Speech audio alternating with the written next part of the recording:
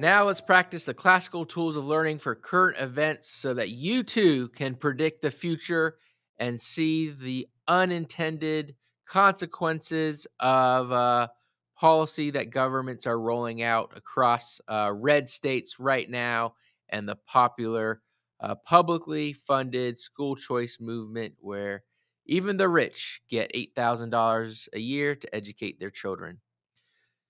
Let's look in property taxes. From Fox Business News, property taxes are causing people to leave blue cities for cheap red states. Cleveland, Pittsburgh, and Chicago have some of the highest property taxes in the countries, with effective rates of 1.7, 1.9, and 1.4 respectively, according to a March report from Construction Coverage. And a quote from the Laffer Association said that if the level of taxation in the classic Cleveland suburbs applied across the country, the average American homeowner, and indirectly the average renter as well, would be shelling out $1,000 a month in property taxes. Not in mortgage interest, insurance, and property taxes, but in property taxes alone. And who knows if these taxes will not increase still further in the near future. Well, I'm going to grab my crystal ball and tell you that they will increase in the near future, especially in states that are adopting universal school choice. Now, in our county here in North Carolina, we got our property tax assessment, and it went up a lot because inflation went up a lot. And one of the ways people protect themselves is buying assets, and obviously houses are considered assets.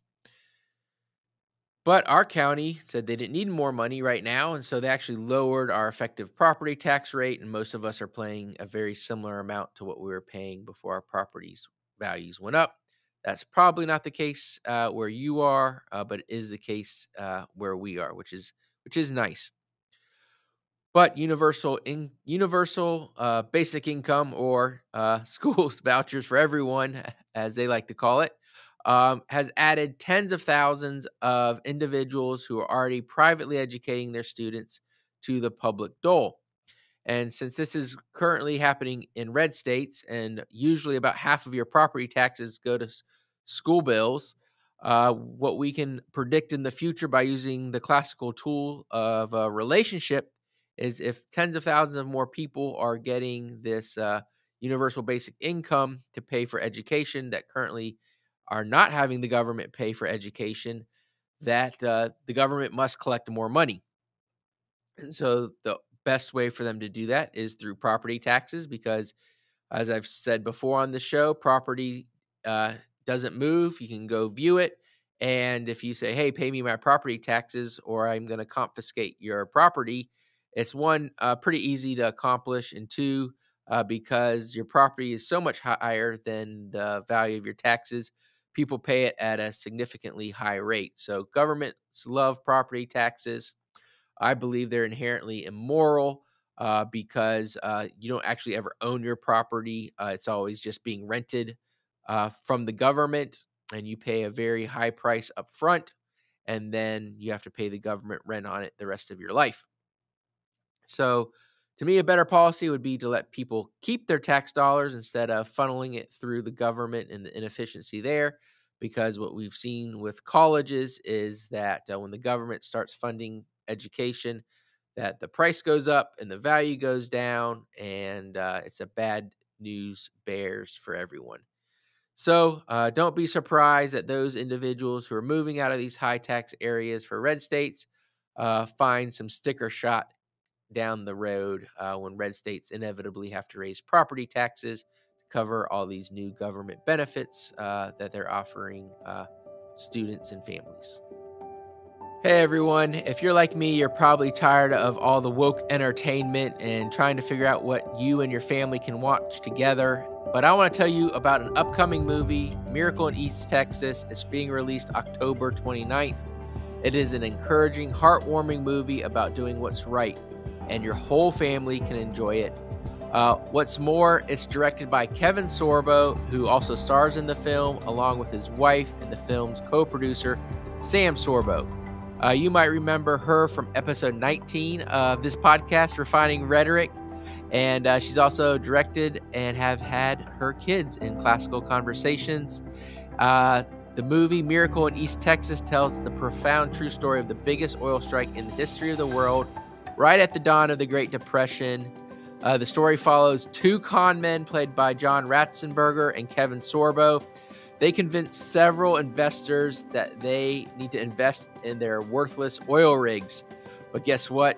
They find out it's not so worthless after all. Miracle in East Texas has won a lot of rewards at some film festivals across the country, and now it's coming to a theater near you on October 29th. So to support this classical conversation family, support good entertainment that the whole family can enjoy, you can get your tickets at sorbostudios.com. That's SORBO studios.com to get your tickets. Hope to see you there. Hey everyone, welcome to Classical Crypto, and today I want to address a question that we saw popped up in our recent survey. So appreciate everyone who filled that out. We are combing through the results and seeing what changes we need to make. So this podcast is for you and more enjoyable. And so one of the things we heard was that there was questions about why even a classical crypto segment. And so I wanted to really bring this back and address that question today. And so the first reason I want to look at is the tool of testimony and what the Bible says about money. 3 verses, Deuteronomy 25:13, Proverbs 11:1, and Proverbs 20:10. You can look those up.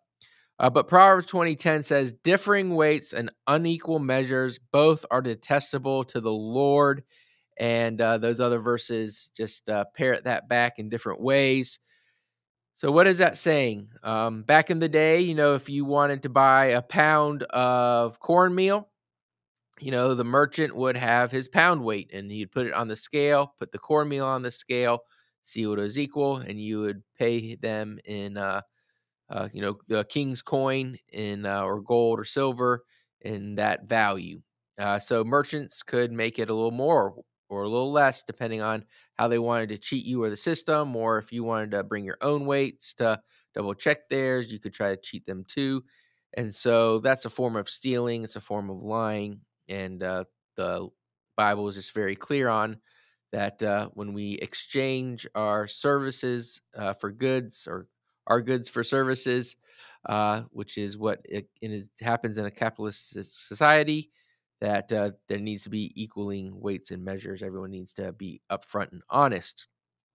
Now, what does that mean for us as Christians? Well, the United States dollar used to be based on the gold standard. And so if you had a dollar bill, you could go into the bank and they'd give you $1 worth of gold in theory. And, that seems to be based on some equal weights and measures because everyone can agree that this is a pound of gold, this is a dollar bill, exchange those two things. Well, when it came out of the gold standard, it went to becoming a fiat dollar, or a dollar that is backed by the power of government or by government dictate.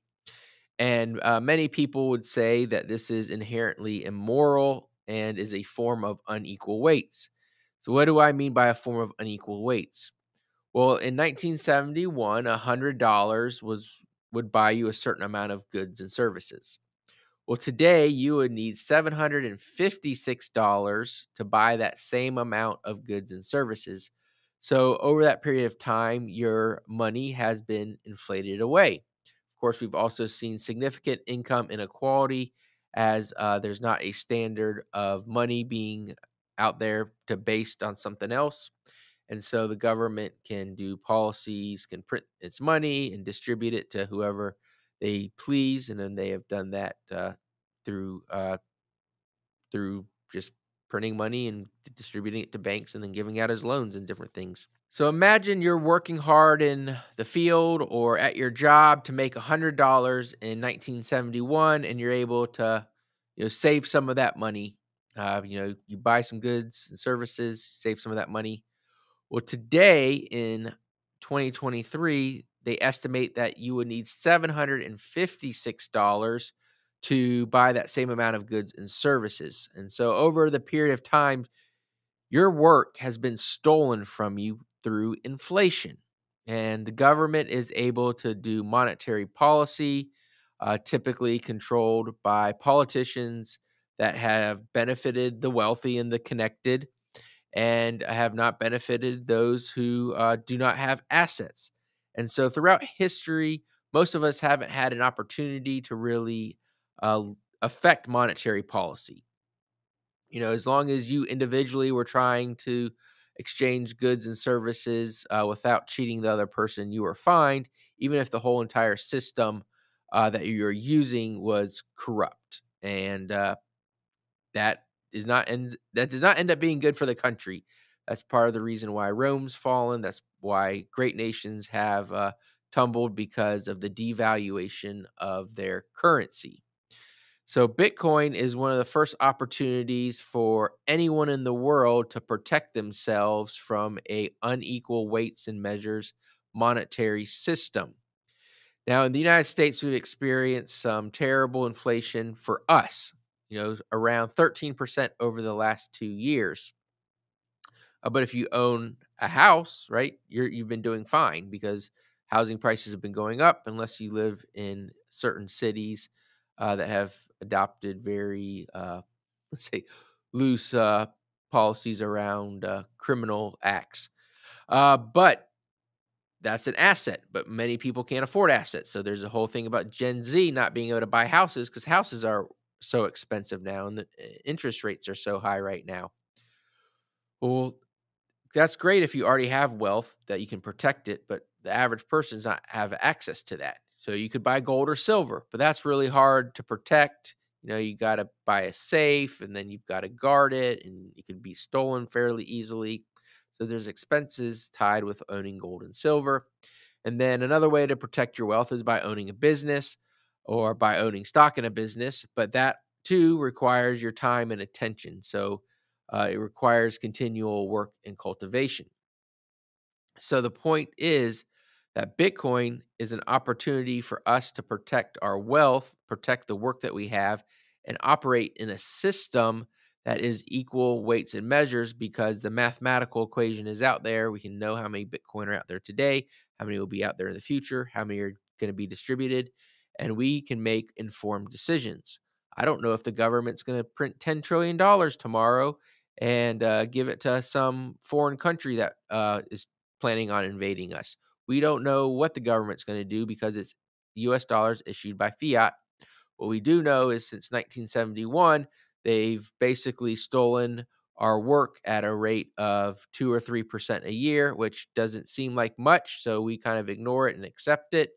But now it's going a lot faster. There's countries like Argentina that have an interest rate of 113%. So basically, the work that you're doing today is only going to be worth about 40% of value tomorrow or next year. So you can see it's just stealing your time, which you don't have very much of and is very precious. And Bitcoin is an opportunity for us to protect some of that wealth.